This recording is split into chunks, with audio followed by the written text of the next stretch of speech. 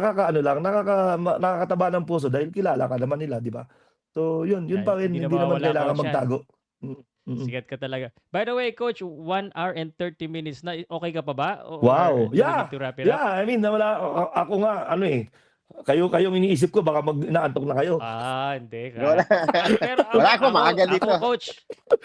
Ako, coach, talagang 3 hours nagla-live ako. 3 hours just to Really? talk. Oo. Yeah, oo, Oh. live pa, Mm. live. But Yeah. ako, Actually, meron pa. Homer, this is actually Homer and Pao. This is the only second time after nung Magnolia ko. This is the second time na nagpa-interview ako. The Wow, first time is thank with you. Commissioner Noli Noli. Ayala.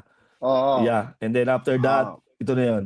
I mean, sabi nga ni Homer, I'm a private person and I don't want also na i-explain kung bakit ako nawala, kung bakit ganyan. I mean, it's not, hindi naman kailangan yun siguro. And then I feel na I'm private and it's also in high respect to my organizations, to San Miguel Group, na hindi ko naman kailangan ipalandakan na ganito, na ganyan. Yeah. Diba? I mean, we've been a family for the last 10 years and That's correct. sabi ko nga, I'm very thankful sa kanila. So, I mean, ang lagi ko lang sinasabi, yun nga, nagpapasalamat ako ng marami sa boss ko, sa mga nagawa niya sa akin, and walang hinanakit, walang ganyan, Hard walang samaan feelings. ng loob.